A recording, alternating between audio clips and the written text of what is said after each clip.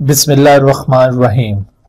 रब्बिश्रह ली सदरी व यस्सिर ली अमरी वहलुल उक़दतम मिन लिसानी यफ़क़हू क़ौली। बिस्मिल्लाहिर्रहमानिर्रहीम। अस्सलाम वालेकुम dear students, welcome in PMC national MDCAT 2022 biology preparation series के हवाले से लेक्चर नंबर 43 का हम आगाज कर रहे हैं। और आज इस लेक्चर में हम वेरिएशन इन जेनेटिक्स या इनहेरिटेंस, इस टॉपिक को हमने प्रीवियस लेक्चर में स्टार्ट किया था। आज इस सिलसिले का पार्ट 2 है और इसमें हम ये वेरिएशन इन जेनेटिक्स के जो टॉपिक्स पीएमसी सिलेबस 2022 में इंक्लूडेड हैं, उसमें कुछ जो टॉपिक्स हम कल कवर कर चुके हैं उससे अगले टॉपिक्स को आज कवर करेंगे।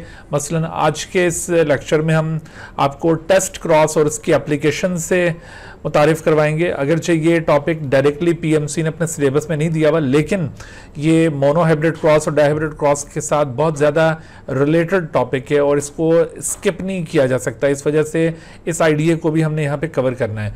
उसके बाद इनहेरिटेंस ऑफ टू ट्रेड्स, जिसमें हम डायहाइब्रिड क्रॉस स्टडी करेंगे और उसमें मेंडल ने जो law of independent assortment present किया था, तो उस लॉ ऑफ इंडिपेंडेंट असॉर्टमेंट की एक्सप्लेनेशन हासिल करेंगे। इसके साथ साथ इंडिपेंडेंट असॉर्टमेंट का स्कोप और उसकी जो एप्लीकेशंस हैं उसके बारे में बात होगी। इसके साथ साथ देखिए जेनेटिक्स के अंदर प्रोबेबिलिटी का कॉन्सेप्ट अप्लाई होता है, तो ये किस तरह से जेनेटिक्स में अप्लाई होगा, स्टैटिस्टिक्स किस तरह से जेनेटिक्स के साथ रिलेट करती है, इस हवाले से कुछ बेसिक कॉन्सेप्ट्स आपको बताए जाएंगे। डोमिनेंस रिलेशंस, इसके अलावा डोमिनेंस रिलेशन की जो डिफरेंट टाइप्स हैं, इनकम्प्लीट डोमिनेंस, को डोमिनेंस एंड ओवर डोमिनेंस, इनकी आपको मोड ऑफ इनहेरिटेंस और एग्जांपल्स बताई जाएंगी। और फिर आखिर में मल्टीपल अलील्स, जिसमें हम एबीओ ब्लड ग्रुप सिस्टम के साथ साथ आखिर में आरएच ब्लड ग्रुप सिस्टम को भी कवर करेंगे। ये सारे टॉपिक इंशाल्लाह आज के इस लेक्चर में कवर होने वाले हैं। तो आइए लेक्चर का बाकायदा आगाज़ करते हैं। टेस्ट क्रॉस से इसका आगाज़ किया जाएगा। टेस्ट क्रॉस देखिए क्या चीज़ होती है। टेस्ट क्रॉस, पहले तो ये याद रखिए कि टेस्ट क्रॉस ये दो किस्म का होगा। एक हम मोनोहाइब्रिड क्रॉस में टेस्ट क्रॉस परफॉर्म करते हैं, यानी इसको हम कहेंगे monohybrid test cross. Monohybrid test cross, इस मोनोहाइब्रिड टेस्ट क्रॉस को सिंगल कैरेक्टर टेस्ट क्रॉस भी कहा जाता है, या इसको सिंगल कैरेक्टर टेस्ट क्रॉस भी कहते हैं। This is also known as single character test cross. तो ये सिंगल कैरेक्टर टेस्ट क्रॉस, इसकी एप्लीकेशन अलग है। और दूसरी जो इसकी एक किस्म होती है टेस्ट क्रॉस की, that is called dihybrid test cross. Dihybrid test cross, तो ये डाईहाइब्रिड टेस्ट क्रॉस, इसकी एप्लीकेशन अलग है। Dihybrid test cross is also known as two characters test cross. ये टू कैरेक्टर्स टेस्ट क्रॉस कहलाएगा। तो इसकी एप्लीकेशन पहले वाले केस से मुख्तलिफ है। यहां पर फिलहाल आपको मोनोहाइब्रिड टेस्ट क्रॉस और उसकी एप्लीकेशन बताई जाएगी। डाईहाइब्रिड टेस्ट क्रॉस ये हम आगे चलकर डिस्कस करेंगे, इसका ताल्लुक लिंकेज के साथ होता है, तो वहां पर हम इस चीज को डिस्कस करेंगे। पहले आप ये देखिए मोनोहाइब्रिड टेस्ट क्रॉस या सिंगल कैरेक्टर टेस्ट क्रॉस क्या होगा। देखिए मेंडल ने, अगर हम मेंडल का जो कॉन्सेप्ट था उसको फॉलो करते हुए टेस्ट क्रॉस को बयान करें, तो आप याद कीजिए जो हमने कल डिस्कस किया था, मेंडल ने जिस तरह सीड शेप स्टडी किया, सीड कलर स्टडी किया, कोई भी सिंगल कैरेक्टर जब उसने स्टडी किया तो उसने फर्स्ट पेरेंटल जनरेशन के अंदर जो इंडिविजुअल्स लिए थे वो ट्रू ब्रीड थे, होमोजाइगस थे। फॉर एग्जांपल उसने एक राउंड सीडेड प्लांट लिया और ये round seeded plant true breed था। इसको क्रॉस किया एक रिंकल्ड सीडेड प्लांट के साथ, the wrinkled seeded plant was also true breed. तो फर्स्ट पेरेंटल जनरेशन के अंदर जो इंडिविजुअल्स यूज़ किए जाते हैं, मैंने आपको लास्ट लेक्चर में बताया था कि इनका जीनोटाइप जब भी आपसे पूछा जाए आपने ट्रू ब्रीड अज्यूम करना है, तो ये ट्रू ब्रीड जीनोटाइप रखने वाले इंडिविजुअल्स थे। अच्छा, जब इनको क्रॉस किया गया तो यहाँ पर F1 जनरेशन के अंदर, F1 जनरेशन में जितने इंडिविजुअल्स आए थे वो सभी राउंड सीडेड प्लांट्स थे, तो अब आप देखिए कि ये जो F1 के राउंड्स हैं और दूसरी तरफ ये P1 राउंड्स, तो P1 राउंड तो ये होमोजाइगस हैं, but what about the F1 round. F1 round आपने देखा था कि F1 राउंड आगे चलकर ये नॉन ट्रू ब्रीड साबित हुए थे, क्योंकि जब इनकी सेल्फ फर्टिलाइजेशन की गई थी तो सेल्फ फर्टिलाइजेशन के नतीजे में इन F1 राउंड्स ने राउंड भी पैदा किए थे और इसके साथ साथ रिंकल्ड भी पैदा हुए थे 3:1 के अंदर। तो इससे ये साबित हुआ था कि they are actually non true breed, ये अपने P1 राउंड से मुख्तलिफ हैं, क्योंकि F2 जनरेशन में इनका बिहेवियर डिफरेंट दिखाई दिया है। तो इस तरह से ये कंफर्म हो गया कि ये नॉन ट्रू ब्रीड है।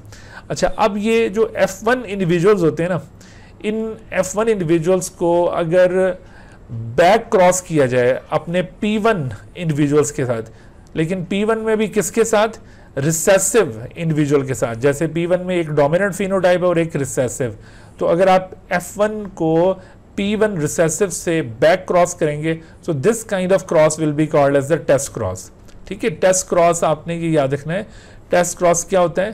Test cross is the cross between, this is the cross between a cross fertilization between F1 with its P1 recessive, जो इसका P1 recessive होगा उसके साथ जब आप इसको क्रॉस करेंगे, so this kind of cross will be called as the test cross. यानी टेस्ट क्रॉस बेसिकली ये किस्म का बैक क्रॉस है। बैक क्रॉस से मुराद ये होती है कि जब आप नेक्स्ट जनरेशन के इंडिविजुअल को प्रीवियस जनरेशन के इंडिविजुअल के साथ क्रॉस करते हैं, so this kind of cross will be called as the back cross. याद रखिए, तमाम बैक क्रॉसेस टेस्ट क्रॉस नहीं होते हैं। जैसे अगर आप इस F1 को ये P1 डोमिनेंट के साथ क्रॉस करेंगे तो ये भी एक बैक क्रॉस होगा, but this would not be the test cross. और अगर आप इस F1 को P1 रिसेसिव से क्रॉस करेंगे तो ये भी बैक क्रॉस है, but this is actually the test cross. So याद रखें, तमाम back crosses are not the test crosses. Test cross is the cross between the F1 individual with its P1 recessive. या फिर आप इसको यूं भी कह सकते हैं, this is the cross between phenotypically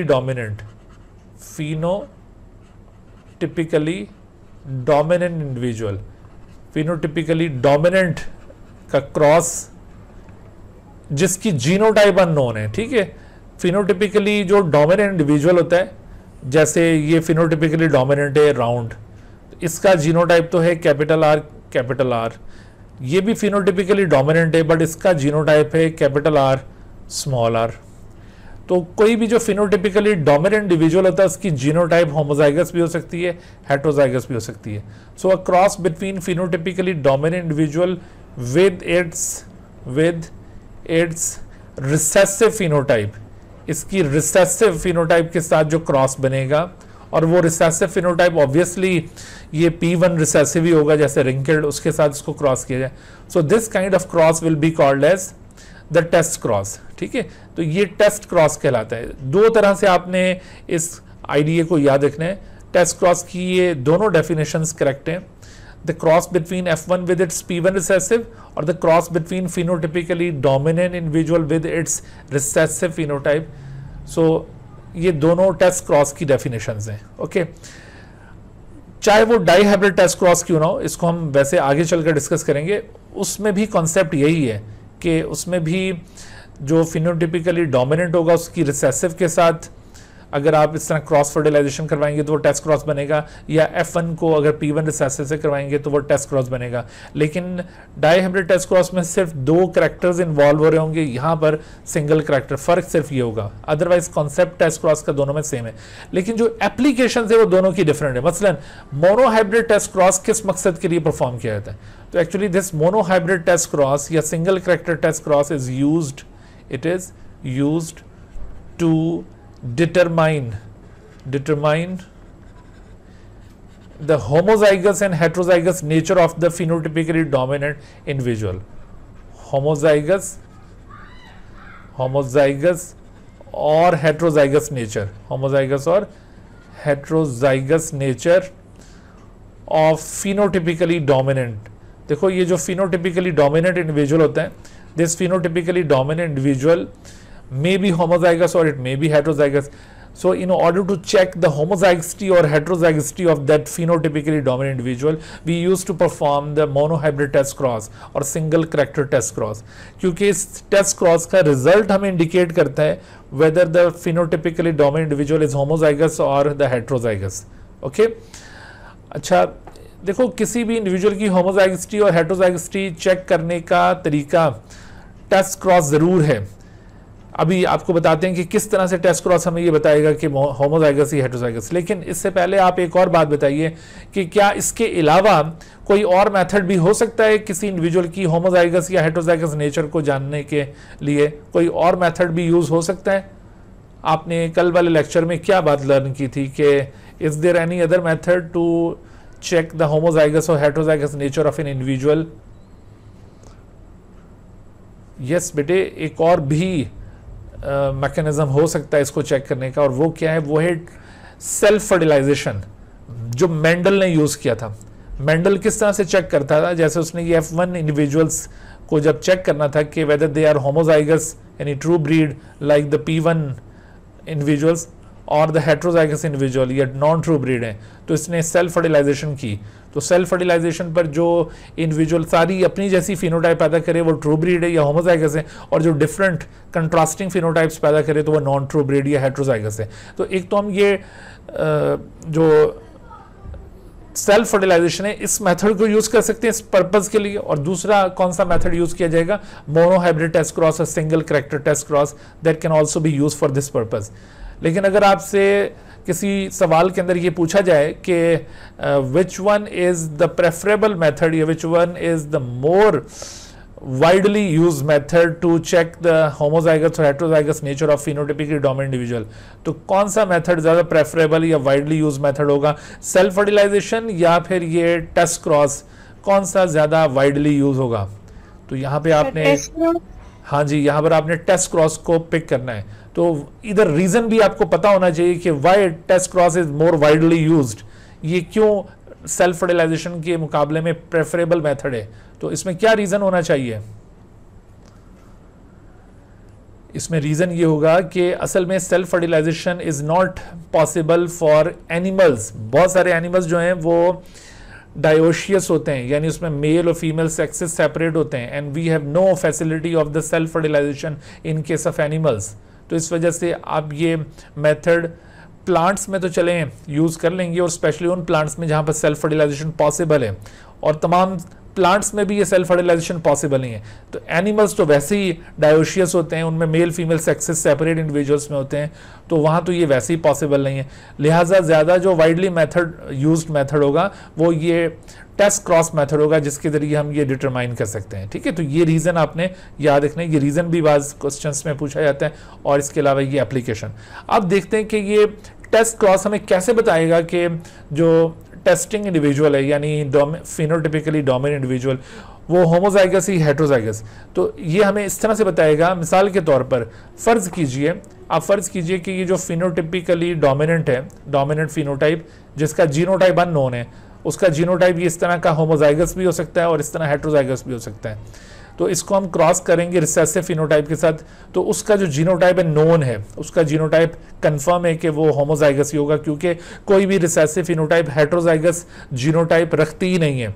recessive phenotype always express in the homozygous state. Okay, तो अगर फर्ज कीजिए कि ये होमोजाइगस था, ठीक है, हमें पहले से इल्म नहीं होगा कि होमोजाइगस है, हम तो इसका रिजल्ट देखकर अंदाजा लगाएंगे। तो फर्ज कीजिए कि अगर ये होमोजाइगस है और इसको इसके साथ क्रॉस करते हैं, तो ऐसी सूरत में हमारे पास रिजल्ट क्या आएगा? ऐसी सूरत में हमारे पास रिजल्ट ये आएगा कि 100% डोमिनेंट आएंगे।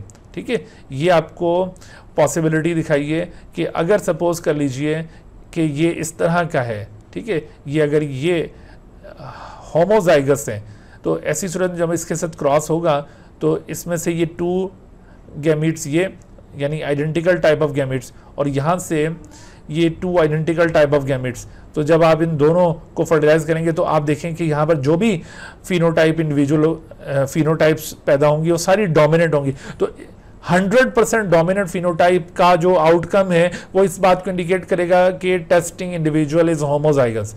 लेकिन अगर ये हेट्रोजाइगस होता है, सपोज करो कि अगर ये हेट्रोजाइगस है लाइक दिस, और इसको इससे जब क्रॉस किया जाएगा तो ऐसी सूरत में आपके पास 50% डोमिनेंट और 50% रिसेसिव आएंगे। तो ये जो आउटकम होता है ना 50% डोमिनेंट और 50% रिसेसिव का, ये आउटकम इंडिकेट करता है कि the phenotypically dominant individual is heterozygous. इस तरह से हम ये किसी भी इंडिविजुअल की होमोजाइगस और हेट्रोजाइगस नेचर को आइडेंटिफाई कर सकते हैं with the help of this single character test cross. ये इसकी एप्लीकेशंस हैं। अब इस हवाले से कई एक एमसीक्यूज बनते होते हैं। मसलन what is indicated when the single character test cross yields offspring that all have the dominant phenotype. अभी मैंने आपको समझाया कि अगर सिंगल करैक्टर टेस्ट क्रॉस उसका यील्ड 100% डोमिनेंट फिनोटाइप की फॉर्म में अपीयर हो तो मतलब क्या लिया जाएगा इसका, the parent with the dominant phenotype was homozygous, ये मतलब लिया जाएगा, या the parent with the dominant phenotype was heterozygous, या एपिस्टेसिस हैज अकर्ड, या अलील्स आर कोडोमिनेंट। तो ये दोनों तो बिल्कुल पॉसिबल ही नहीं है। इन दोनों में आपको सोचना चाहिए, इसमें बी भी पॉसिबल नहीं है। अगर ये हाँ जी डोमिनेंट फिनोटाइप होमोजाइगस हो तो ऐसी सूरत में फिर ये पॉसिबल है कि 100% डोमिनेंट फिनोटाइप्स पैदा हो। तो right answer must be A. अच्छा, अब आइए जी inheritance of two traits. Mendel ने जब टू ट्रेड्स की इनहेरिटेंस स्टडी की तो उसने क्या प्रोसीजर अडॉप्ट किया था। तो मेंडल ने टू ट्रेड्स की इनहेरिटेंस को स्टडी करने के लिए डाई हाइब्रिड क्रॉस परफॉर्म किया था। इसने कौन से टाइप की हाइब्रिडाइजेशन परफॉर्म की थी, अगर आपसे ये पूछा जाए तो डाई हाइब्रिड क्रॉस आपने याद रखना है। Dihybrid cross is cross fertilization between the two individuals that differ on two traits. जैसे आप यहाँ पर P1 जनरेशन के अंदर देख रहे हैं, this is first parental generation. तो इसमें एक प्लांट में हमने सीड शेप राउंड और सीड कलर येलो लिया है, यानी दोनों डोमिनेंट फिनोटाइप एक इंडिविजुअल में लिए हमने, और ये इंडिविजुअल अपनी इन दोनों फिनोटाइप्स के लिए होमोजाइगस है, यानी ट्रू ब्रीड है। अगर आप इसको सेल्फ फर्टिलाइज करें तो ऐसी सूरत में सारे ही अपने जैसे पैदा करेगा। और जबकि दूसरी तरफ जो इसके साथ क्रॉस किया जा रहा है इंडिविजुअल वो रिंकल्ड ग्रीन है, रिंकल्ड सीड शेप और green colour of the seed, और ये भी होमोजाइगस है, ट्रू ब्रीड है। इसकी सेल्फ फर्टिलाइजेशन की जाए तो ये भी सारे अपने जैसे इंडिविजुअल पैदा करेगा। लेकिन जब मेंडल ने इन दोनों को क्रॉस फर्टिलाइज किया तो क्रॉस फर्टिलाइजेशन पर 100% F1 जनरेशन के अंदर 100% राउंड येलो इंडिविजुअल्स पैदा हुए जिनकी सीड शेप राउंड और colour of the seed yellow था। अच्छा, अब अगर आप ये F1 जनरेशन की एक्सप्रेशन देखें, F1 जनरेशन का रिजल्ट देखें तो आपको ये रिजल्ट मोनोहाइब्रिड क्रॉस के F1 के साथ कंसिस्टेंट नजर आ रहा है।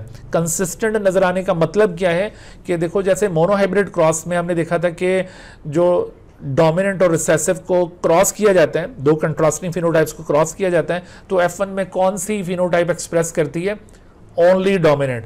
यहां पर भी हमें F1 के अंदर कौन सी फिनोटाइप एक्सप्रेस होती हुई मिली है, ओनली डोमिनेंट। तो इसका मतलब है कि the F1 result of dihybrid cross and the F1 result of monohybrid cross are consistent with each other.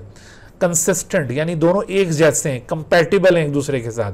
लेकिन इसी एक्सपेक्टेशन के तहत कि ये F1 का रिजल्ट कंसिस्टेंट है तो F2 का रिजल्ट भी कंसिस्टेंट होगा।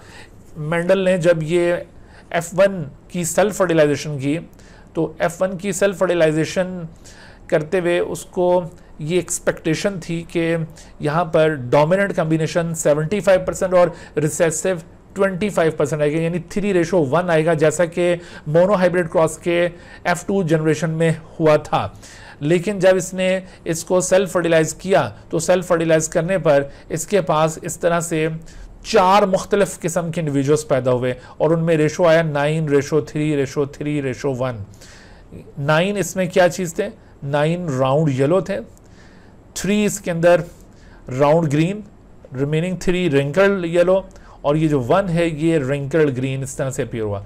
तो इंस्टेड ऑफ 3:1 यहाँ पर ये 9:3:1 रेशो अपीयर हुआ। इस 9:3:1 रेशो के आने पर उसने ये सोचा कि F2 result of dihybrid cross is not consistent with the F2 result of the monohybrid cross, क्योंकि F2 result of monohybrid cross में आपने देखा था 75% डोमिनेंट और 25% रिसेसिव आए थे, बट यहां पर जो रेशो है वो उससे डेविएट कर रहा है, तो this F2 results of both is not consistent with each other. जी मिसबा सैयद बेटे क्या सवाल है?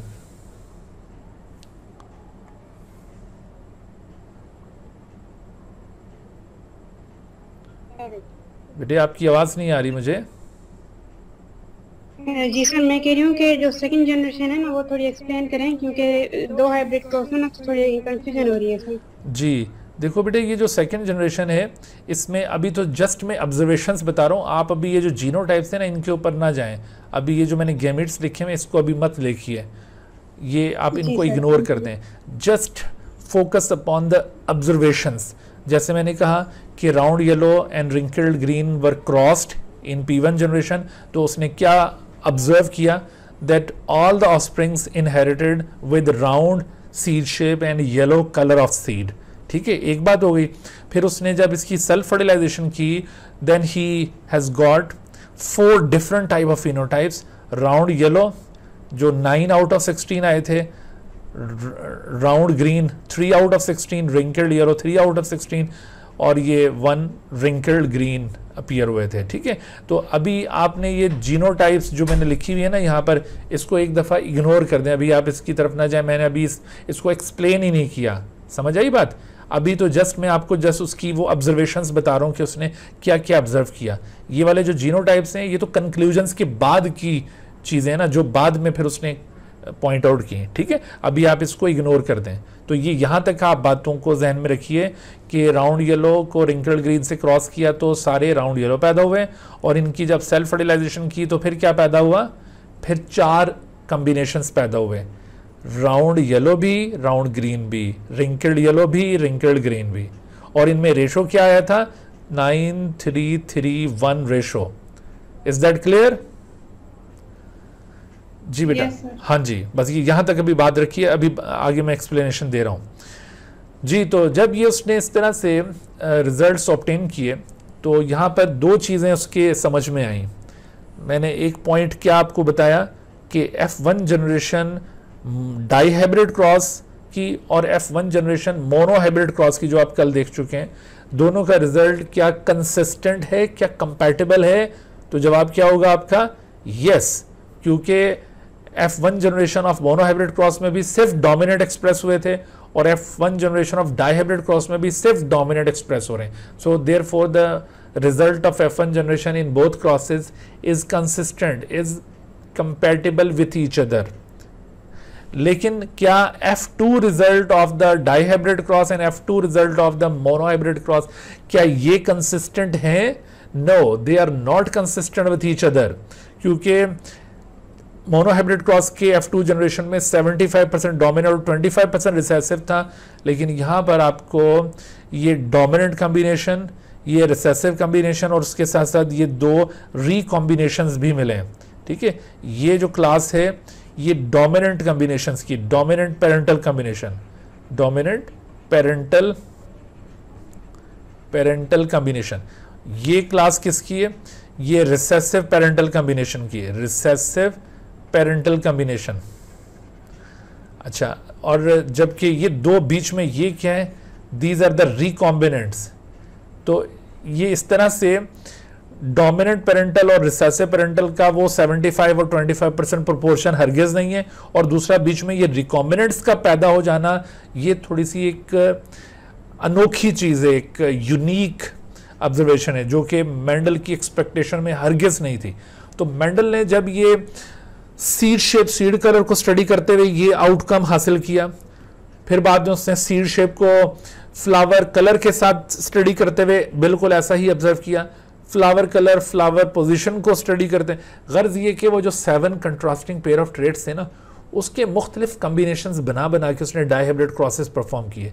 In every time he noticed the same kind of observations. वो सेम काइंड की ऑब्जर्वेशंस क्या थी कि F1 के अंदर डोमिनेंट फिनोटाइप एक्सप्रेस करते थे, लेकिन F2 जनरेशन के अंदर डोमिनेंट पेरेंटल कॉम्बिनेशन और रिसेसिव पेरेंटल कॉम्बिनेशन के दरमियान वो 75-25 प्रोपोर्शन नहीं आता था, बल्कि दरमियान में रिकॉम्बिनेंट्स भी पैदा हो जाते थे। तो जब ये सेम काइंड की ऑब्जर्वेशंस उसने रिकॉर्ड की तो उसने सोचा कि यहाँ पर लाजमी कोई एक कॉमन प्रिंसिपल वर्कआउट हो रहा है, और वो प्रिंसिपल क्या हो सकता है। तो उसने यहाँ पर जो चीज़ें इंटरप्रेट की इन ऑब्जर्वेशंस की बुनियाद पर, वो चीज़ें कुछ यूँ थी। जैसे कुछ चीज़ें तो मोनोहाइब्रिड क्रॉस में ऑलरेडी आपको समझाई जा चुकी हैं। मसलन the each character is controlled bye, जैसे आपको समझाया था ना कि each character is controlled bye a factor, जिसको उसने सिंबल से शो किया था। डोमिनेंट के लिए उसने कैपिटल केस लेटर और रिसेसिव के लिए स्मॉल केस लेटर यूज़ किया था, यानी राउंड के लिए कैपिटल आर और ये रिंकल्ड के लिए स्मॉल आर। और दूसरी बात आपको मैंने मोनोहाइब्रिड क्लास में ऑलरेडी समझाई थी कि मेंडल ने कहा था कि ये फैक्टर्स अकेले अकेले नहीं होंगे बल्कि पेयर में होंगे। तो यहाँ पर राउंड के लिए there is a pair of capital R, और यहाँ पर रिंकल्ड के लिए there is pair of small r. Yellow के लिए पेयर ऑफ कैपिटल वाई, और यहाँ ग्रीन के लिए पेयर ऑफ स्मॉल वाई। ठीक है, तो इस तरह से उसने ये बातें तो पहले अज्यूम कर ली हुई थी, यहाँ ये वाली कोई नई बातें नहीं है। अच्छा, अगर आप इन दो जीनोटाइप्स को यहाँ पे क्रॉस फर्टिलाइज करते हैं तो इस जीनोटाइप से जो गैमीट हासिल होंगे वो गैमीट किस किस्म के होंगे? वो इस तरह के गैमीट्स होंगे, और इससे जो गैमीट हासिल होंगे वो इस तरह के होंगे। देखो गैमीट कैसे हासिल करते हैं हम?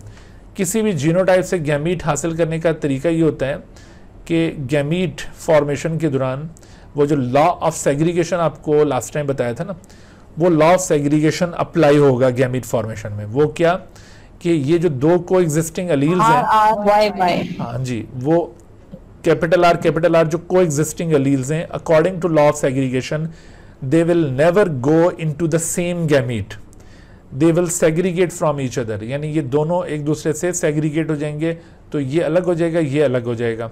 And similarly capital why they will never go into the same gamete, ये भी अलग अलग होंगे। लेकिन ये कैपिटल वाई कैपिटल आर के साथ जा सकता है या नहीं, इसमें कोई कैद नहीं है। The capital R and capital Y can go along with in the same gamete, और इसी तरह से ये दूसरा कैपिटल वाई इसके साथ एक गैमीट में जा सकता है। तो लिहाजा इस जीनोटाइप से जो गैमीट्स हमारे पास हासिल होंगे वो आप देख रहे हैं वो सारे गैमीट्स ये इस किस्म के होंगे। तो जब सारे गैमीट एक ही जैसे हो ना तो उनको एक को ही लिखा जाता है, उसको सबको लिखने की यहाँ पे जरूरत नहीं है। तो इस वजह से हमने लिखा है कि इस जीनोटाइप से ये वाला गैमीट हासिल होगा। And similarly this genotype can produce this type of gametes.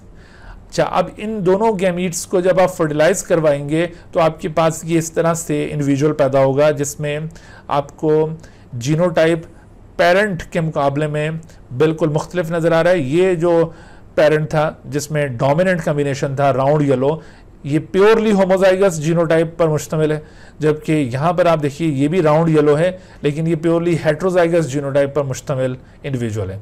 और इस तरह ये साबित हो रहा है कि ये दोनों फिनोटिपिकली तो सेम है बट जीनोटिपिकली ये दो मुख्तलिफ हैं। अच्छा, ये जो बातें अब तक मैंने आपको बताई है ना, ये वाली इंटरप्रिटेशंस मेंडल ऑलरेडी कर चुका था मोनोहाइब्रिड क्रॉस में, यहाँ पर कोई नई बात नहीं है। अभी जो नई बात मैं बताने लगा हूँ वो अब ज़रा गौर से सुनना है। इससे पहले ज़रा कोमल अमीन से पूछते हैं कि वो क्या कहना चाह रही हैं। जी बेटा। सर, ये जो आपने कहा गैमीट्स का ना, तो एक से भी दो बनते दूसरे से, तो फिर दो मतलब फर्टिलाइज होके दो बनाएंगे, ये आर के स्मॉल आर, ये लास्ट में राउंड येलो, यानी ये वाला आप इसका कह रहे दो बनाएंगे? हाँ, ये दो बनेंगे। ये दो क्या, ये 10, ये जितने मर्जी बने, इससे कोई फर्क नहीं पड़ता है, लेकिन सारे के सारे यही वाले होंगे ना, तादाद पे ना जाइए, वो सारे के सारे होंगे तो यही ना। जब सर मेरा मतलब ये है ना कि ऊपर जो है ना वो दो इससे बने, तो इससे सिर्फ फर्दर। मेरा बेटा देखो, ये दो तो मैंने वैसे आपको समझाने के लिए दिखाया ना, तो एक्चुअली तो ये पता नहीं सैकड़ों और हजारों की तादाद में बनेंगे, लेकिन कॉन्सेप्ट क्या है जिसको आपने ग्रिप करना है कि इस जीनोटाइप से जितने भी गैमेट बनेंगे तादाद पे मत जाइए, वो एक बनेगा, दो बनेंगे, 10 बनेंगे, ये बात नहीं पूछी जाएगी। पूछी ये जाएगी कि इस जीनोटाइप से कितने किस्म के गैमेट बनेंगे। तो कितने किस्म के बनेंगे? एक किस्म का या दो किस्म के या 10 किस्म के? बताओ। एक किस्म। बस ये वाली बात को पकड़ लें अच्छी तरह से, समझ आई बात? तो इसी तरह से ये वाले जो इंडिविजुअल्स हैं यहां पर ये 1 बनेगा, 2 बनेंगे, 10 बनेंगे। और भाई ये वाली बात तो पूछी नहीं जानी ना, ये तो कोई कॉन्सेप्ट ही नहीं है कि इनकी तादाद कितनी होगी। तादाद जितनी मर्जी हो, लेकिन वो सारे के सारे वो होंगे इस तरह के। अब मेरी बात समझ में आई है? Yes sir. हाँ, बस ये वाली बात आपने ग्रिप कर लेनी है, अब इसको अब हिलने नहीं देना जी। अच्छा, तो अब देखो मेंडल ने इन रिजल्ट्स की बुनियाद पर जो असल कंक्लूजन यहाँ पे डायहाइब्रिड क्रॉस में ड्राइव की थी वो क्या थी? उसका ये कहना था कि the factors of one trait assort independently with the factors of the other trait. देखो वो कहता है कि असल में जब भी 2 कंट्रास्टिंग पेयर ऑफ ट्रेट्स एक इंडिविजुअल में इकट्ठे हों तो उस वक्त ये होगा। ठीक है, ये यहाँ पर जो अर्ली वर्डिंग है मैं यहाँ पे पॉइंट आउट कर देता हूँ कि when two contrasting pair of traits are present in an individual,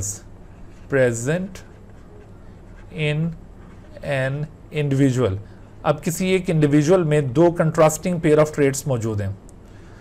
मिसाल के तौर पर जैसे ये इंडिविजुअल है and this individual has 2 contrasting pair of traits, एक कंट्रास्टिंग पेयर ऑफ ट्रेट और ये दूसरा कंट्रास्टिंग पेयर ऑफ ट्रेट। ठीक है, या अगर हम जो एग्जांपल ले रहे थे उसमें आप इसको ज़रा फोकस कीजिए कि इसमें देखिए एक कंट्रास्टिंग पेयर ऑफ ट्रेट और ये दूसरा। जो पहला कंट्रास्टिंग पेयर ऑफ ट्रेट है उसमें capital R for which phenotype, capital R किसको कंट्रोल कर रहा है? राउंड को या रिंकल्ड को? राउंड को। और स्मॉल आर कंट्रोल्स द रिंकल्डनेस, लेकिन कैपिटल आर जो कि डोमिनेंट था वो एक्सप्रेस कर रहा है। अच्छा, capital Y controls the yellow colour of the seed whereas small y controls the green color of the seed, but capital Y is dominant over the small y, that's why it expresses। ठीक है, तो इस तरह से ये 2 contrasting pair of traits are present in individual. तो वो कहता है कि जब भी 2 कंट्रास्टिंग पेयर ऑफ ट्रेट्स ऐसे करके मौजूद होते हैं किसी इंडिविजुअल में तो उस वक्त क्या होगा?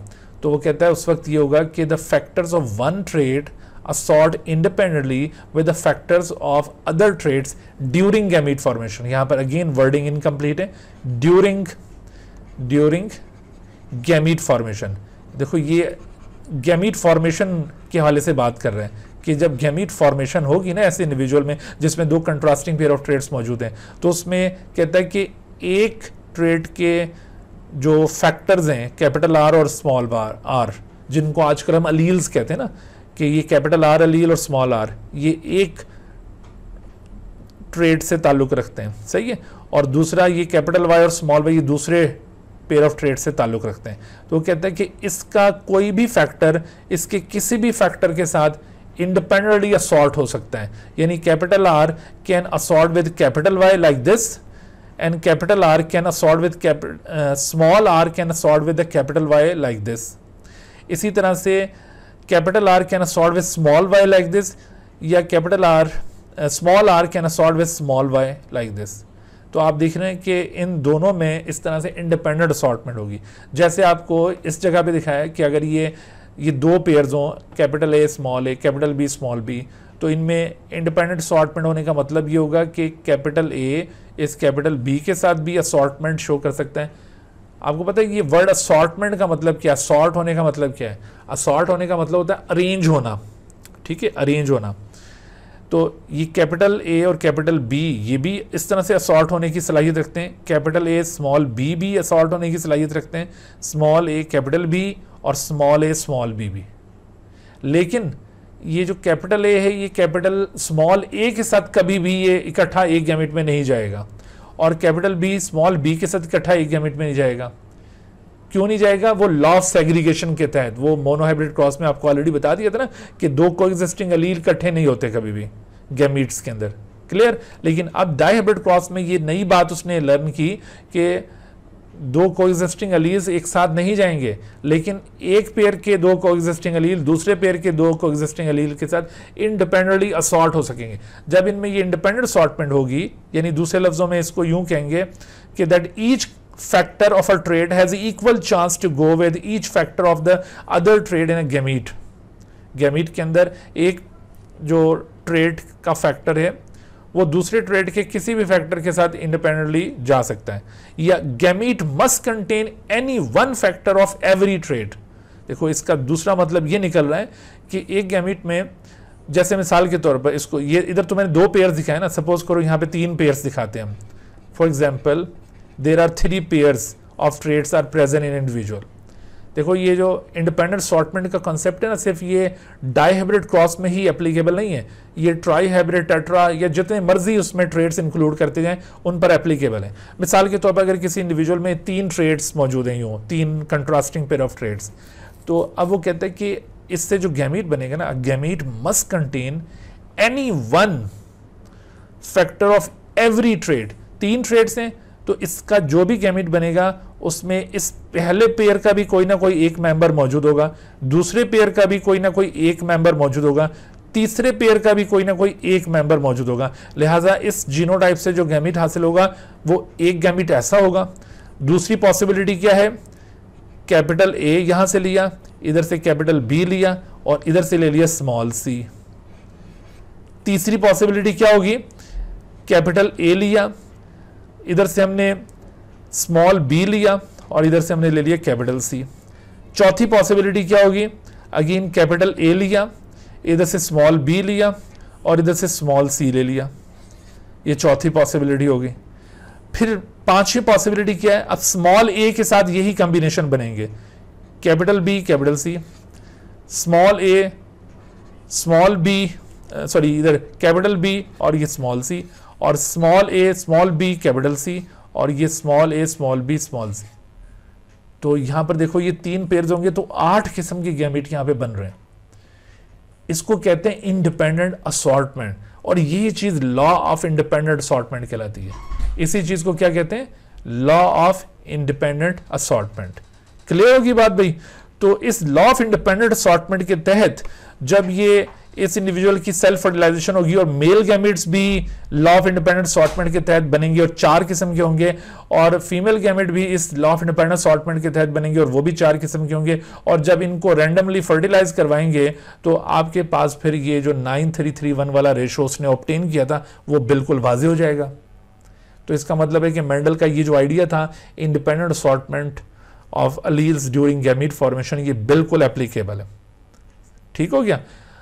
अच्छा, आप देखो ये जो रिजल्ट यहां पर आया ना, इसमें से बड़े क्वेश्चंस अराइज होते हैं, इसको जरा फोकस करना है आपने। जस्ट ये रटा नहीं मार लेना कि भाई डाईहाइब्रिड क्रॉस का फिनोटाइपिक रेशो क्या था F2 जनरेशन में 9331, सिर्फ ये रटा नहीं मार लेना, बल्कि आपको ये इल्म होना चाहिए इसमें कई और बातें छुपी हुई हैं। मसलन ये तो है रेशो में से ही मजीद चीजें पूछी जा सकती हैं।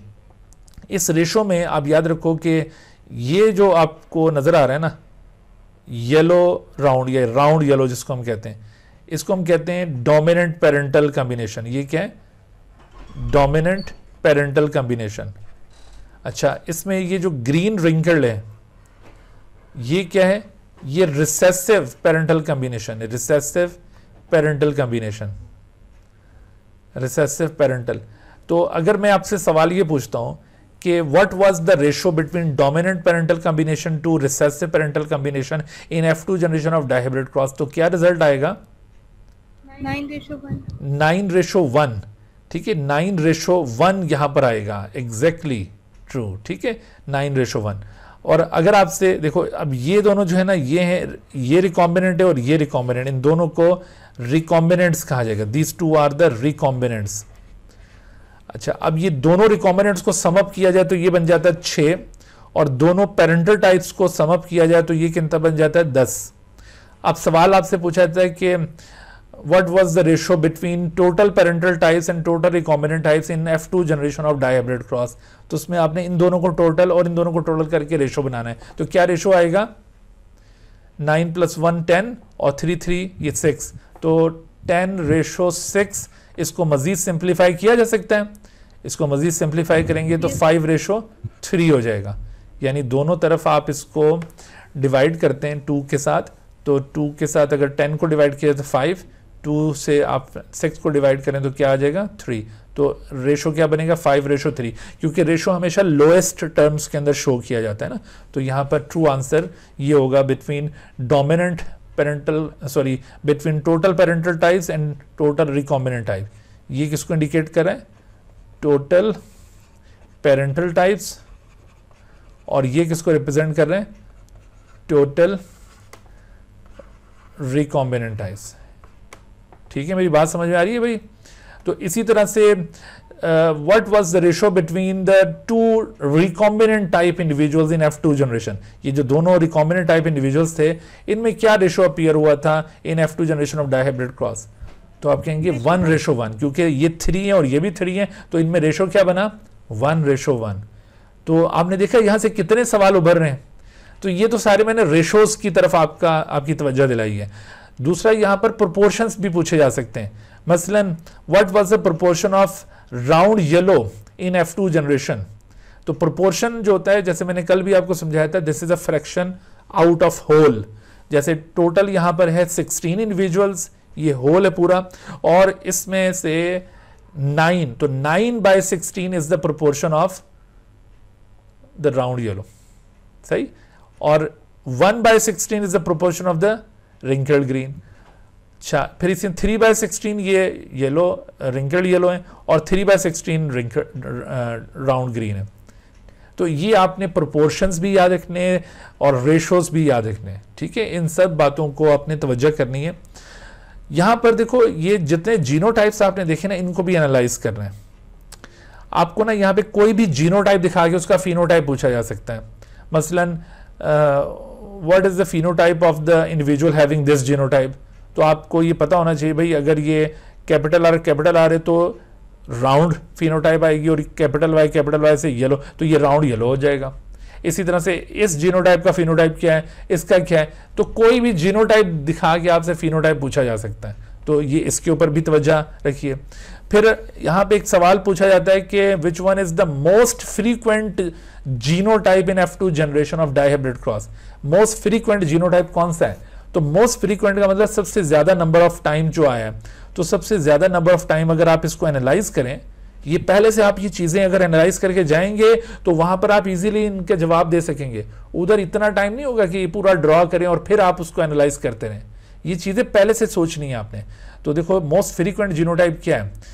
ये अगर आप देखो, ये जो डबल हेट्रोजाइगस है, जिसमें दोनों पेयर हेट्रोजाइगस हैं, ये डबल हेट्रोजाइगस एक हो गया, ये डबल हेट्रोजाइगस दूसरा हो गया, ये डबल हेट्रोजाइगस तीसरा हो गया, ये डबल हेट्रोजाइगस चौथा हो गया। इसके अलावा आप इस जीनोटाइप को देखें, कहीं और रिपीट हो रही है, ये कहीं और नहीं आ रही। इस जीनोटाइप को देखें, ये और कहाँ पर आ रही है, ये इधर नहीं आ रही, ये इस जगह पर। ये देखो, ये दोनों सेम है, ये 1 और ये 2, ये 2 टाइम्स आया है। अच्छा, इस जीनोटाइप को देखें, ये कहाँ पर आ रहा है, ये जीनोटाइप आपको इसके अलावा और कहाँ पर नजर आ रहा है, ये जीनोटाइप आपको इसके अलावा और कहीं पर नजर नहीं आ रहा। ठीक है, तो ये एक ही है। तो इसका मतलब बाकियों को भी आप इससे एनालाइज करें तो मोस्ट फ्रीक्वेंट जीनोटाइप आपको कौन सा मिलेगा? वो ये वाला मिलेगा। Capital R small r, capital Y small y is the most frequent genotype in F2 generation of the dihybrid cross. इसको अच्छी तरह याद कर लें, जो डबल हेट्रोजाइगस है। और सबसे कम कौन से होंगे? ये जो डबल रिसेसिव या डबल डोमिनेंट है ना, होमोजाइगस डोमिनेंट और ये होमोजाइगस रिसेसिव, ये सबसे कम दफा है। यानी एक इंडिविजुअल इस तरह का और एक ही इंडिविजुअल इस तरह का है। ठीक हो गया। और इसी तरह से ये इसमें भी, जहां पर ये दोनों होमोजाइगस स्टेट में, ये भी एक एक इंडिविजुअल्स हैं। तो ये इस तरह की बातों को आप इसमें से एनालाइज करेंगे तो फिर काफ़ी आसानी हो सकेगी आपको। अच्छा, यहाँ पर देखें, मेंडल का ये जो हमने कॉन्सेप्ट अभी डिस्कस किया ना, इधर आपसे एक और सवाल भी पूछा जाता है, how many types of gametes can be produce from this genotype. ऐसे करके कोई ना कोई जीनोटाइप आपको दिया गया होगा और आपसे टाइप ऑफ गैमीट्स पूछे जा सकते हैं। जैसे how many different type of gametes can be produce from this, ये वाला जो जीनोटाइप है, तो आपने देखा ये 4 किस्म के गैमीट्स प्रोड्यूस कर सकता है। How many different kind of gametes can be produce from this, तो 8 किस्म के गैमीट्स यहाँ से हासिल हो रहे हैं। तो इस तरह से कोई भी आपको जीनोटाइप देखे उससे पूछा जा सकता है। फॉर एग्जांपल, अगर मैं आपसे पूछता हूँ, ये जैसे आपके पास एक जीनोटाइप है, तो आपसे सवाल ये है कि how many different kind of gametes can be produce from this genotype, तो आंसर क्या होना चाहिए आपका? How many different kind of gametes can be produce from this genotype? Only one. Only one. Only one कैसे? तो actually देखो ये यहां पर कोई भी हेट्रोजाइगस नहीं है, कोई भी हेट्रोजाइगस नहीं है, ठीक है। तो ऐसी सूरत में यहां से जो गैमीट बनना है ना, उसके अंदर फर्स्ट पेयर का भी एक ही, ये कैपिटल ए ये वाला है, ये वाला है, कोई फर्क नहीं पड़ेगा। दूसरे पेयर में से स्मॉल बी आएगा, तीसरे से कैपिटल सी आएगा, चौथे से स्मॉल डी। तो अब देखो इस जीनोटाइप से सिर्फ यही गैमीट पॉसिबल है। दूसरा बनेगा तो वो भी ऐसा ही होगा, तीसरा बनेगा तो वो भी ऐसा ही होगा, चौथा बनेगा। तादाद पे मत जाइएगा, तादाद जितनी मर्जी हो, लेकिन टाइप्स एक ही होगी। वो टाइप्स एक से ज्यादा इसमें से पॉसिबल ही नहीं है। तो it can produce only one type of gamete. तो आपको जब भी इस तरह की कोई टास्क मिले ना, आपने एक फार्मूला याद रखना है शॉर्टकट के लिए, और वो फार्मूला क्या है? 2 power n, where n represents the number of heterozygous pairs, number of heterozygous pairs. आपने काउंट करना है कि how many heterozygous pairs are present in the given genotype, और जो भी हेट्रोजाइगस पेयर्स गिवन होंगे उसको आप n के साथ रिप्लेस कर देंगे, उसको आप एक्सपोनेंट के तौर पर रखेंगे और सॉल्व करेंगे इसको। मिसाल के तौर पर इस जीनोटाइप पर ये फार्मूला अप्लाई करें तो यहां पर 2 हेट्रोजाइगस पेयर्स हैं, तो 2 के ऊपर n होगा 2, तो इसका मतलब होगा 2 × 2 दैट इज 4। तो ये 4 टाइप के गैमीट्स इस जीनोटाइप पर इसको अप्लाई करें तो यहां पर 2 पावर 3 आ जाएगा, क्योंकि ये 3 हेट्रोजाइगस पेयर्स हैं। तो 2 पावर 3 का मतलब 2 × 2 × 2 दैट इज 8। और यहां पर अगर आप इसको अप्लाई करें तो there is no heterozygous pair 2 power 0, 2 power 0 का मतलब होगा 1। तो यहां पर देखिए 1 आ गया।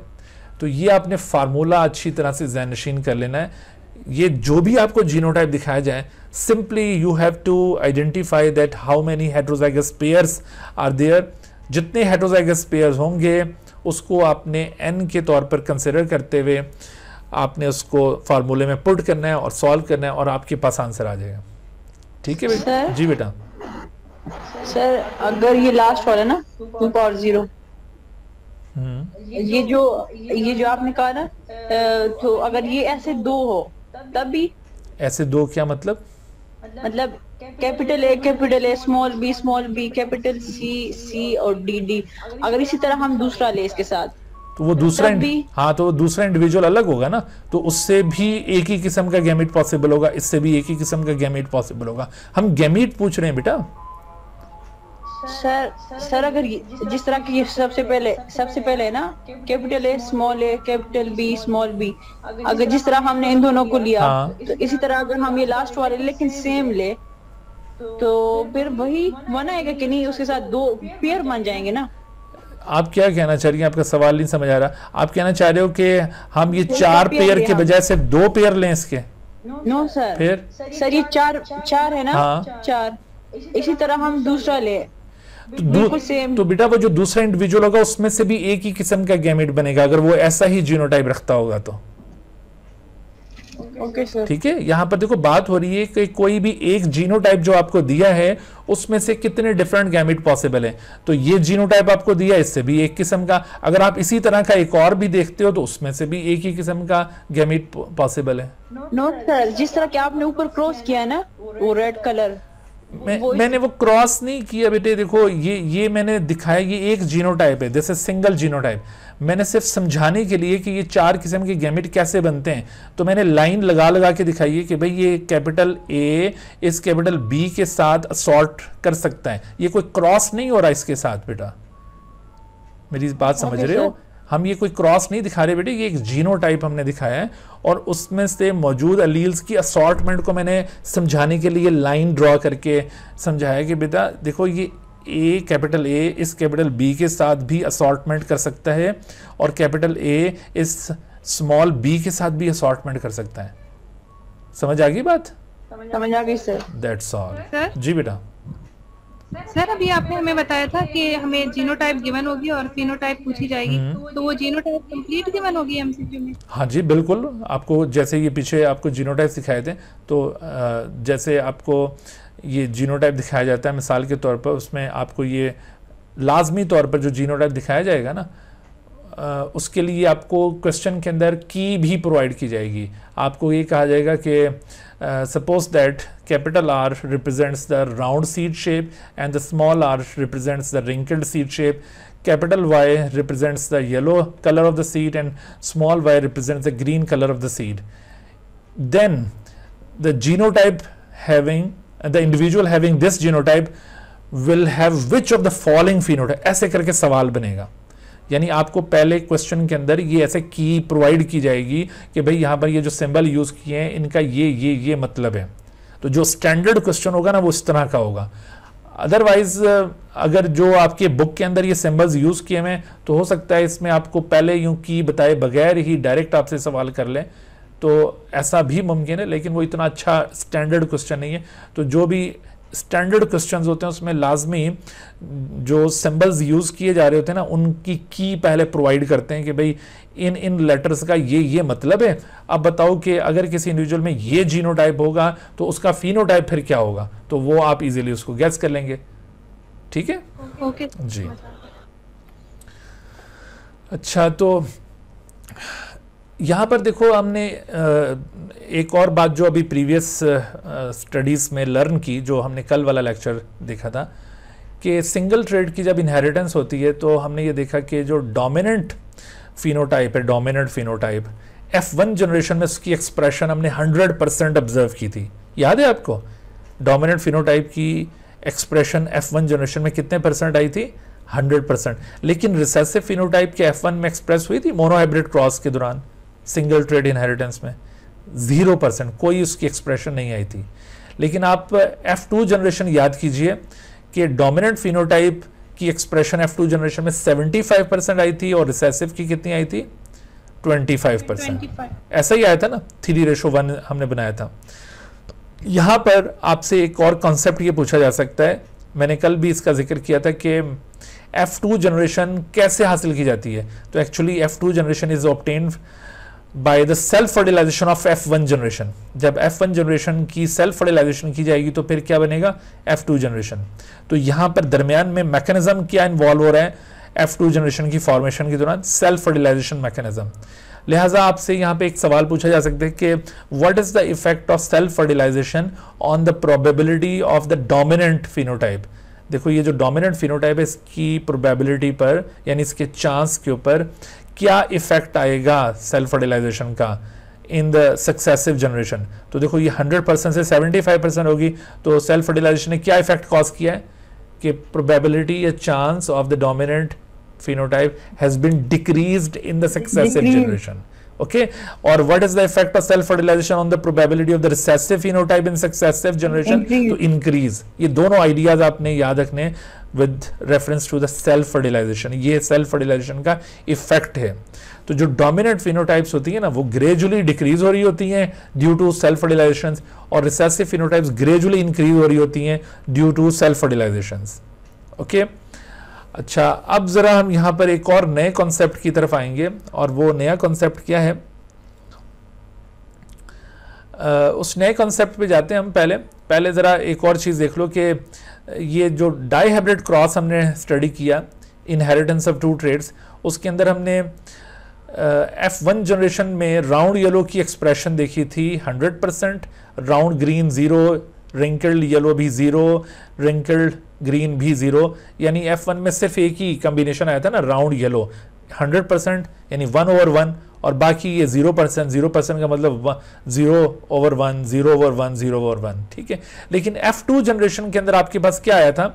Round yellow 9/16, round green 3/16, wrinkled yellow 3/16 और रिंकल्ड ग्रीन 1/16। तो ये तो है प्रोपोर्शन फ्रैक्शंस के अंदर, लेकिन आप ये डेसिमल्स के अंदर भी इनको याद रखिए। ये सॉरी डेसिमल नहीं, ये है परसेंटेजेस। इसको आपने परसेंटेजेस में भी याद रखना है, ये परसेंटेजेस गिवन है। डेसिमल भी मैं आपको बताता हूँ, तो आपको ये पहले से ना इसको याद कर लो, क्योंकि बाजू का ऑप्शंस में 9/16 के बजाय इधर लिखा होगा 56.25%। तो आप ये सोच में पड़ जाएंगे ये 56 पॉइंट ये कहाँ पे हमने पढ़ा। तो actually this is the percentage of 9/16। आप अगर 9/16 की परसेंटेज निकालें तो ये आएगा। 3/16 की परसेंटेज निकाले तो 18.75 आएगा। तो ये परसेंटेजेस जो है ना, इनको पहले से आप ये वर्कआउट करके याद कर लें, क्योंकि उधर इतना टाइम नहीं होगा अगर ये बात पूछी जाए कि आप फौरन से उसको कैलकुलेट करके निकालें, तो उसमें टाइम काफ़ी लग जाना है। लिहाजा आप ये 9/16 की परसेंटेज, ये 3/16 की परसेंटेज, 1/16, ये पहले से याद कर लीजिए ताकि वहाँ पर आसानी रहे। सही है। और डेसिमल में ये फिगर्स क्या होंगी भला, आप इसको डेसिमल में कन्वर्ट करें। 56.25% को डेसिमल में क्या लिखेंगे हम, 0.56, ऐसे ही है। और इसको 18.75 को डेसिमल में क्या लिखा जाएगा, 0.18, और इसको क्या लिखा जाएगा, वही 0.18, और इसको क्या लिखा जाएगा, 0. शाबाश, क्या लिखा जाएगा, 0.6, 0.06 नहीं, ठीक है, तो 0.06। तो ये आपने डेसिमल वाली फिगर्स भी पहले से याद रखनी है, ताकि अगर ऑप्शंस में ये आंसर इस डेसिमल सिस्टम में गिवन हो तब भी आप उसको पिक कर सकें, परसेंटेजेस में गिवन हो तब भी पिक कर सकें, और अगर ये फ्रैक्शंस में गिवन हो तो तब भी पिक कर सकें। ठीक हो गया। अच्छा, तो अब हम ये जो नया कंसेप्ट था उसको हम अप्लाई करते हैं, प्रोबेबिलिटी। अगरचे मैंने बीच में वर्ड यूज कर दिया था, प्रोबेबिलिटी बेसिकली कहते हैं किसको है, तो probability basically it is the chance of an event to occur, the chance to occur an event is called the probability. जैसे आप कॉइन को ऊपर उछालते हैं तो कॉइन की दो साइड्स हैं, हेड एंड टेल, तो हेड आएगा या tail, it has certain probability, that is 1/2। और आप लिडो खेलने वाले जो डाइस होता है उसको नीचे गिराएं तो ये एक सिंगल ऊपर आएगा डिजिट, या 1 ऊपर, 2 ऊपर आएगा, या 3 ऊपर आएगा, तो इसकी भी सर्टेन प्रोबेबिलिटी है, दैट इज 1/6। तो ये प्रोबेबिलिटी कैसे वर्कआउट की जाती है, एक्चुअली प्रोबेबिलिटी का फार्मूला होता है A/n। तो A इसमें क्या चीज है, P is the probability, A is the number of favourable cases या फेवरेबल आउटकम्स, फेवरेबल केसेस और फेवरेबल आउटकम्स इन्हें कहते हैं। तो फेवरेबल केसेस क्या होते हैं, फेवरेबल केसेस का मतलब है कि जिसको आप एक्सपेक्ट कर रहे हैं, फेवरेबल केसेस को आप एक्सपेक्टेड केसेस भी कहते हैं, एक्सपेक्टेड केसेस। मिसाल के तौर पर आप जब कॉइन ऊपर छालते हैं तो आप एक्सपेक्ट करते हैं कि या तो हेड आएगा या टेल आएगा, यानी दोनों में से कोई एक ही एक्सपेक्ट करेंगे ना। क्या ऐसा एक्सपेक्टेशन हो सकती है कि कॉइन ऊपर उछाला जाए और आपके दोनों आ जाएंगे, this is not an expectation. तो आप दोनों में से कोई एक ही चीज एक्सपेक्ट करेंगे। तो ये फेवरेबल केस या एक्सपेक्टेड केस, ये दोनों में से कोई एक, यानी 1। और जबकि n क्या है, total number of possible cases. तो टोटल पॉसिबिलिटीज कितनी थी कॉइन के केस में, कि या तो हेड या टेल, यानी 2 पॉसिबिलिटीज हैं। तो हमारे पास ये फार्मूला में क्या आंसर बना, 1/2। तो इस तरह से ये प्रोबेबिलिटीज की 1/2 है। और डाइस खेलते हुए इसमें हम कोई एक डिजिट एक्सपेक्ट करेंगे, वो हमारा फेवरेबल केस होगा, दैट इज 1। और टोटल पॉसिबल केसेस कितने हैं, तो डाइस जो होता है वो क्यूब है, क्यूब की 6 साइड्स होती हैं, तो इस वजह से टोटल पॉसिबिलिटी 6 हैं, तो इस तरह से ये 1/6 है। तो ठीक है, इस तरह से ये प्रोबेबिलिटी यहां पर आ गई। तो प्रोबेबिलिटी के लिहाज से भी कुछ क्वेश्चन हो सकते हैं। प्रोबेबिलिटी जैसे आपको ये टोटल नंबर ऑफ केसेस और फेवरेबल केसेस यूँ बता दिए जाएं और कहा जाए कि बताओ अब प्रोबेबिलिटी क्या होगी, तो आपको ये फार्मूला अप्लाई करके फौरन प्रोबेबिलिटी कैलकुलेट करनी है। अच्छा, दूसरा प्रोबेबिलिटी की एक और एप्लीकेशन क्या है, प्रोबेबिलिटी देखो, ये जो हमने अभी डोमिनेंट फिनोटाइप की इनहेरिटेंस देखी ना F1 जनरेशन में, तो इसको हम इन टर्म्स ऑफ प्रोबेबिलिटी भी पूछ सकते हैं। मसलन what is the probability of the dominant phenotype in F1 generation, तो आप कहेंगे 100%। What is the probability of recessive phenotype in the F1 generation, आप कहेंगे 0%।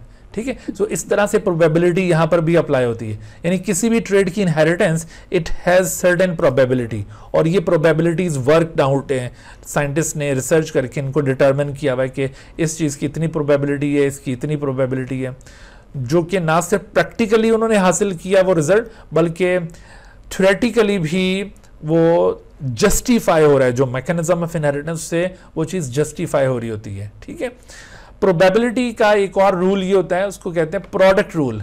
प्रोडक्ट रूल ये कहता है कि 2 इंडिविजुअल इवेंट्स, उसकी कंबाइन प्रोबेबिलिटी उन दोनों की इंडिविजुअल प्रोबेबिलिटी के प्रोडक्ट की इक्वल होगी। मसलन जैसे एक कॉइन है, उसको आप उछालते हैं तो हेड आने का चांस है 1/2, आपके पास एक और कॉइन है, उसको ऊपर उछालते हैं, उसमें भी हेड आने का चांस है 1/2। तो आपके पास ये दो कॉइन्स में दोनों में हेड आने का चांस 1/2 है। तो आप इस ये हेड आने का चांस और इधर भी ये हेड आने का चांस 1/2, इन दोनों की इंडिविजुअल प्रोबेबिलिटी को मल्टीप्लाई करें। तो जब आप मल्टीप्लाई करेंगे तो answer will be 1/4। So 1/4 is the combined probability of head, यानी दोनों में हेड आए, इसका चांस कितना हो गया 1/4।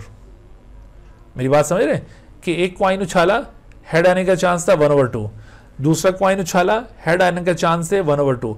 लेकिन अगर आप दोनों कॉइन्स को एट अ टाइम उछालते हैं तो दोनों में हेड आएगा तो कितना चांस होगा, तो दोनों की इंडिविजुअल प्रोबेबिलिटीज को मल्टीप्लाई करेंगे और जो प्रोडक्ट मिलेगा, प्रोडक्ट पता है किसे कहते हैं, प्रोडक्ट मैथमेटिक्स की टर्म है। प्रोडक्ट का मतलब क्या होता है, product is the result of multiplication. जब दो क्वांटिटीज को मल्टीप्लाई किया जाता है तो जो रिजल्ट निकलता है दैट इज कॉल्ड प्रोडक्ट।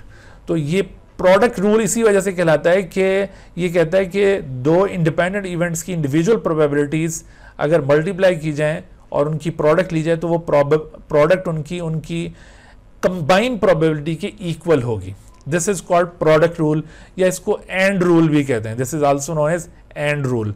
तो इस एंड रूल के तहत हम यहाँ पर इसको जेनेटिक्स में कैसे अप्लाई करेंगे, देखो यहाँ पर जैसे डायहाइब्रिड क्रॉस में राउंड एक इंडिविजुअल इनहेरिटेंस है और येलो एक अलग इनहेरिटेंस है।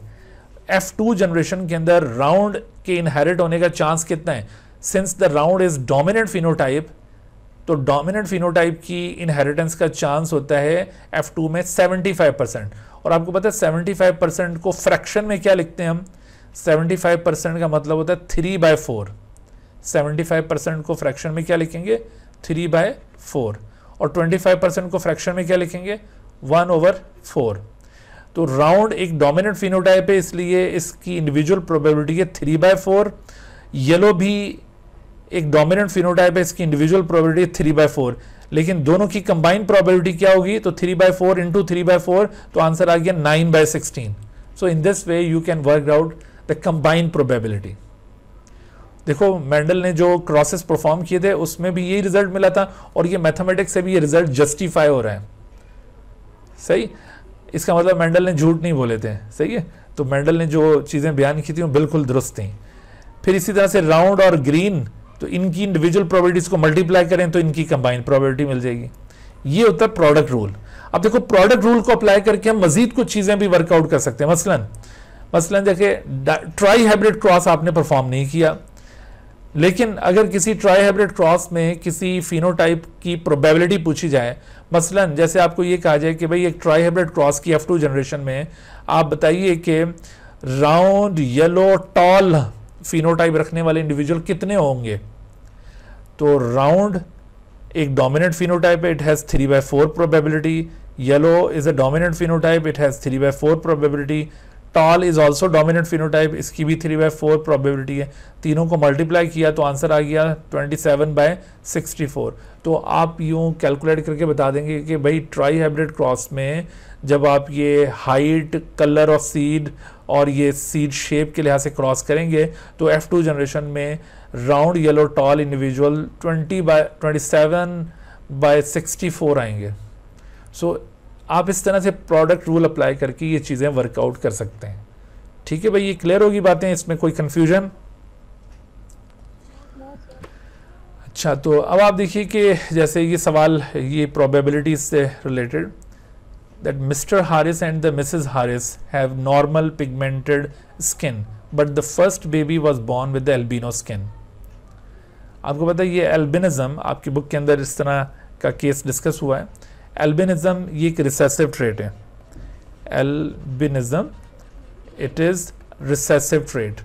ये तो चूँकि आपके बुक में इंफॉर्मेशन है तो इसमें बताने की ज़रूरत नहीं है, आपको ये पहले से पता होना चाहिए। लेकिन अगर इसके अलावा कोई XYZ ट्रेट जिसका आपके कोर्स में जिक्र नहीं होगा, उसके मुतालिक अगर कोई क्वेश्चन बनाया गया हो तो उसमें आपको ये ज़रूर बता दिया जाएगा कि इसमें डोमिनेंट फॉर्म कौन सी और रिसेसिव कौन सी है। लेकिन जिनका जिक्र बुक में है तो आपको पहले पता होना चाहिए। तो albinism is a recessive trait, और इसके मुकाबले में जो नॉर्मल पिगमेंटेड स्किन है, normal pigmented skin, this normal pigmented skin is a dominant trait. तो ये बात जहन में रहे, ठीक है। तो कहता है कि मिस्टर और Mrs Harris normal pigmented skin रखते हैं, but the first baby was born with albino, पहला बेबी एल्बिनो पैदा हो गया उनके यहाँ।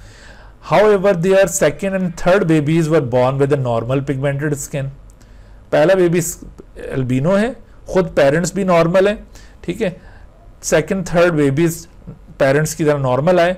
What is the probability that the next baby will be born with albino skin, अब चौथा बेबी एल्बिनो होगा, इसका चांस वर्कआउट करना है, इसकी प्रोबेबिलिटी आपने बतानी है। तो देखो अगर ये मिस्टर और मिसेस हारिस दोनों पिगमेंटेड थे और दोनों के यहाँ पर जो डेवलप उनके यहाँ फर्स्ट बेबी बॉर्न हुआ है, तो वो फर्स्ट बेबी उनके यहाँ एल्बिनो स्किन के साथ पैदा हुआ है, तो इसका मतलब है कि both parents must be heterozygous for the normal pigmented skin. आप यूं समझ लें कि जो एल्बिनिज्म है recessive trait, it is controlled by small A and the normal pigmented skin is controlled by capital A. Okay, so अगर दोनों parents pigmented हैं और उनके यहाँ फर्स्ट बेबी इस तरह से एल्बिनो आया, तो इसका मतलब है कि दोनों हेट्रोजाइगस होंगे। तो ऐसी सूरत में एल्बिनिज्म आने का चांस कितना है, तो आप इसके गैमेट्स बनाएं। देखो ये 2 टाइप के गैमेट्स इसके और ये 2 टाइप के गैमेट इसके, और अब इनकी फर्टिलाइजेशन अगर करवाई जाएं तो यहाँ पर चांस क्या बनता है इस तरह के इंडिविजुअल का।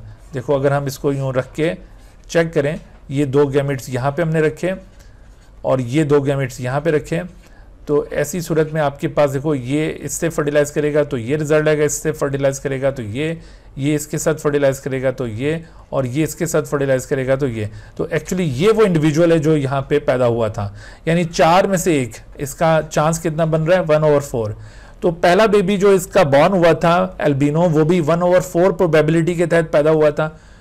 बेशक दूसरे तीसरे बेबी में ये चांस अवेल नहीं हुआ, दूसरे वाला चांस अवेल हो गया, क्योंकि बाकी नॉर्मल होने का चांस कितना है 3/4, यानी 75% नॉर्मल होने का चांस है। तो सेकंड और थर्ड बेबी के वक्त वो नॉर्मल चांस अवेल हुआ। अब कहता है फोर्थ बेबी भी एल्बिनो हो तो इसका चांस कितना है, तो chance is again the same, chance कोई चेंज नहीं होना, that is 1/4। So the right answer must B 1/4। ठीक है जी, इस तरह से इसको सॉल्व किया जाएगा। हाँ जी, फिर देखिए एक और सवाल में कि in a certain plant the allele capital A, capital B, capital C are completely dominant to the allele small a, small b, small c. A plant with the genotype this will have the same phenotype as the plant with the genotype. तो इसमें देखो ये पहला जो pair है इससे dominant आएगा, दूसरे से भी डोमिनेंट फिनोटाइप आएगा, तीसरे से रिसेसिव, यानी डोमिनेंट डोमिनेंट रिसेसिव।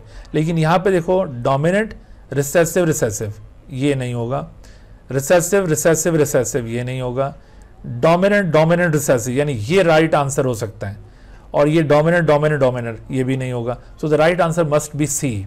तो इस तरह से इसको हम सॉल्व करेंगे। जी बेटा, पिछला एमसीक्यू समझ नहीं आया।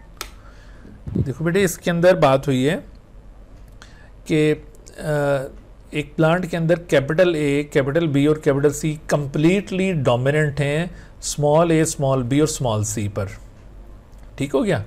अब प्लांट विद द जीनोटाइप, जिसमें ये वाला जीनोटाइप हो, जिसमें कैपिटल ए, तो कौन से वाला फिनोटाइप आएगा? डोमिनेंट फिनोटाइप आएगा स्पेयर के साथ या रिसेसिव आएगा? डोमिनेंट। अच्छा, कैपिटल बी के साथ क्या आएगा? डोमिनेंट या रिसेसिव? डोमिनेंट। और स्मॉल सी के साथ रिसेसिव। यानी ये जो इंडिविजुअल बताया हुआ है इसके अंदर जो 3 फिनोटाइप्स हैं उसमें 2 फिनोटाइप डोमिनेंट और 1 रिसेसिव आनी चाहिए इस जीनोटाइप के साथ। समझ गए? अच्छा, अब वो कहता है कि will have the same phenotype as the plant with the genotype. तो इसका फिनोटाइप बिल्कुल एग्जैक्टली सेम होगा जैसा कि ये नीचे दिया हुआ जीनोटाइप है। तो वो कौन सा जीनोटाइप है जिसमें एग्जैक्टली यही वाला कॉम्बिनेशन हो, यानी डोमिनेंट डोमिनेंट रिसेसिव? तो वो देखो ये डोमिनेंट डोमिनेंट रिसेसिव। समझ आ रही बात? Yes sir. बाकियों में डोमिनेंट डोमिनेंट रिसेसिव नहीं है, बाकियों में चेंज है इससे, तो इस वजह से C is the right answer. अच्छा, उसके बाद देखो ये dominance relations, these are called dominance relations. Dominance relations, dominance relations का मतलब ये होता है कि इन हेट्रोजाइगस स्टेट जब होती है ना ऐसे करके, the physiological effect of one allele over the other is called dominance relation. Actually this dominance relation is a kind of gene interaction. ये जीन इंटरेक्शन की एक किस्म है। ये जीन इंटरेक्शन की कैसी किस्म है? This is the gene interaction between alleles of same locus, एक ही लोकस के ऊपर मौजूद, एक ही लोकस पर मौजूद जो कंट्रास्टिंग अलील्स होंगे लाइक दिस, उनके दरमियान ये इंटरेक्शन की एक किस्म है in which the physiological effect of one allele influence upon the physiological effect of the other allele. यानी एक अलील का फिजियोलॉजिकल इफेक्ट यानी उसकी जो भी एक्सप्रेशन है वो दूसरे अलील की फिजियोलॉजिकल इफेक्ट के साथ इंटरेक्ट कर रही है। तो इस इंटरेक्शन की डिफरेंट फॉर्म्स डेवलप होती हैं। One of its common form is called complete dominance. Complete dominance एक ऐसा केस है जिसमें एक अलील पूरी तरह दूसरे अलील को मास्क कर देगा, जैसा कि आपने मेंडेलियन इनहेरिटेंस में देखा। लेकिन मेंडल के बाद के लोगों ने जब स्टडीज की तो उनको पता चला कि हमेशा वो जो मेंडेलियन मॉडल है वो फॉलो नहीं होता। हमेशा ऐसा नहीं होता कि दो में से कोई एक अलील पूरी तरह दूसरे पर डोमिनेट कर रही हो, बल्कि बाज़ औक़ात ये जो रिलेशनशिप है इनकी एक लोकस पर मौजूद दो अलील्स की, ये वो मेंडेलियन मॉडल से डेविएट करती है। तो इनफैक्ट ये जो डोमिनेंस रिलेशन है ये किस्म की डेविएशन है फ्रॉम द मेंडेलियन इनहेरिटेंस। इसको आप क्या कह सकते हैं? डेविएशन। डेविएशन का मतलब होता है यानी उससे थोड़ा सा मुनहरिफ हो रही है, उससे थोड़ा डिफरेंट है। Deviation from Mendelian inheritance. जो मेंडेलियन इनहेरिटेंस है उस मेंडेलियन इनहेरिटेंस से ये थोड़ी सी डेविएशन है डोमिनेंस रिलेशन। ओके, तो इस डोमिनेंस रिलेशन की एक किस्म तो वही मेंडेलियन मॉडल के मुताबिक है, that is called complete dominance. But the other forms like incomplete dominance या को डोमिनेंस या इसके अलावा over dominance, they are the actual deviations. Mendel ने अपनी स्टडीज में कौन से वाली डोमिनेंस रिलेशन शो की थी? Complete dominance, keep in your mind. लेकिन बाकी की जो डोमिनेंस रिलेशंस हैं they have been worked out after Mendelian inheritance, after Mendelian work. जैसे कार्ल कोरेंस एक शख्स था जिसने 4 o'clock प्लांट के अंदर रिसर्च करते हुए इस बात को इन्वेस्टिगेट किया। 4 o'clock प्लांट का मतलब एक गुले दाऊदी, उसको उर्दू में कहते हैं, क्राइसेंथीमम इंग्लिश नेम है। तो इस 4 o'clock प्लांट में उसने एक रेड फ्लावर प्लांट जो ट्रू ब्रीड था, जिसकी सेल्फ फर्टिलाइजेशन से सारे रेड फ्लावर प्लांट ही ऑब्टेन होते थे, ये बात उसने इंश्योर की। उसको क्रॉस फर्टिलाइज किया with the white flower plant, ये भी ट्रू ब्रीड था, ये भी सेल्फ फर्टिलाइज करने पर अपने जैसे इंडिविजुअल पैदा करता था। But when both of them were cross fertilize तो इसने देखा है F1 के अंदर पिंक फ्लावर प्लांट्स ऑब्टेन हुए। तो ये थोड़ी सी एक अजनबी सी चीज थी। मेंडल ने इस तरह का कोई जिक्र नहीं किया था। मेंडल तो हमेशा ये कहता रहा था कि दो में से कोई एक इनहेरिट करेगा, लेकिन यहां पर दरमियान की एक फिनोटाइप आई है। तो इसने फर्दर इसको इन्वेस्टिगेट करने के लिए कि क्या ये जो ब्लेंडिंग हुई है दोनों फिनोटाइप्स की, ये सिर्फ फिनोटिपिक लेवल तक है या जीनोटिपिक लेवल पर भी है। तो इसको उसने सेल्फ फर्टिलाइज किया। जब सेल्फ फर्टिलाइज किया तो इसके पास रेड फ्लावर प्लांट भी है, पिंक भी है, व्हाइट भी है, और रेशो आया उनके पास 1:2:1, यानी 25% रेड फ्लावर प्लांट, 25% व्हाइट, और बीच में 50% पिंक फ्लावर प्लांट। तो इससे ये बात तो साबित हो गई कि यहाँ पर ब्लेंडिंग हुई जरूर है, लेकिन ये ब्लेंडिंग किस लेवल पर हुई है? फिनोटिपिक लेवल पर हुई है या जीनोटिपिक लेवल पर हुई है? तो this blending actually occurs at the phenotypic level, not at the genotypic level. समझ आ रही बात? तो इसने ये फिर कंक्लूड किया कि ये दरअसल एक इनकम्प्लीट डोमिनेंस का केस है। उसने यूं इसको मॉडल को तरतीब दिया कि फर्ज कीजिए कि ये रेड फ्लावर को कंट्रोल करने के लिए R1 जीन्स हैं होमोजाइगस स्टेट में, और व्हाइट को कंट्रोल करने के लिए R2 जीन्स हैं होमोजाइगस स्टेट में। लेकिन जो इनका हाइब्रिड आएगा उसमें इधर से R1 और इधर से R2 जब आएगा तो R1 R2 इनमें से कोई भी पूरी तरह से दूसरे पर डोमिनेट नहीं कर पाएगा, बल्कि दोनों की एक्सप्रेशन ब्लेंड हो जाएंगी। तो ये जो ब्लेंडिंग हुई है जस्ट उसकी फिनोटिपिक एक्सप्रेशन की हद तक ब्लेंडिंग हुई है, लेकिन उनके जो दोनों अलील्स हैं, रेड वाला अलील और वाइट वाला अलील, वो इंटैक्ट है अपने अंदर, इसके अंदर जो है ना वो इंटैक्ट है। इसी वजह से जब इसकी सेल्फ फर्टिलाइजेशन की जाती है तो देखो वो इंटैक्ट होने की वजह से दोबारा रेड फ्लावर प्लांट और वाइट फ्लावर प्लांट को उसने पैदा किया, और अगरचे बीच में पिंक फ्लावर प्लांट भी है। तो इससे ये साबित हुआ कि जो ब्लेंडिंग हुई थी सिर्फ फिनोटिपिक लेवल पर हुई थी, जीनोटिपिक लेवल पर ये ब्लेंडिंग नहीं हुई थी। सही है? तो इस फेनोमेनॉन को नाम दिया गया इनकम्प्लीट डोमिनेंस। अच्छा, इनकम्प्लीट डोमिनेंस में एक तो ये ऑब्जर्वेशंस आपने याद रखनी है, दूसरा ये रेशोज याद रखना है। इनकम्प्लीट डोमिनेंस में फिनोटिपिक रेशो भी 1:2:1 है और जीनोटिपिक रेशो भी सेम है, लेकिन वो जो कंप्लीट डोमिनेंस होता है उसमें फिनोटिपिक रेशो 3:1 हमने देखा था और जीनोटिपिक रेशो 1:2:1 था। तो लेकिन यहां पर दोनों रेशो सेम होंगे। ओके, तो इनके हवाले से भी कुछ क्रॉसेस के क्वेश्चंस हो सकते हैं कि इसको इससे क्रॉस किया जाए तो क्या रिजल्ट होगा, इसको इससे क्रॉस किया जाए तो क्या, तो आपको ये प्रैक्टिस करनी होगी इसकी भी। अच्छा, कोडोमिनेंस एक और केस है। इसमें ऐसा होता है कि हेट्रोजाइगस स्टेट के अंदर जो दो कंट्रास्टिंग एलील्स होते हैं वो विदाउट इन्फ्लुएंसिंग ईच अदर दोनों अपने आप को फुली एक्सप्रेस करते हैं। For example, MN blood group system in human being is the best example of codominance, MN blood group system. इसके अलावा ABO ब्लड ग्रुप सिस्टम में AB ब्लड, वो भी कोडोमिनेंस की एग्जांपल है। तो ये कोडोमिनेंस में क्या हो रहा है, देखो, M blood group, it is characterized by the presence of a specific antigen on RBC that is called M antigen।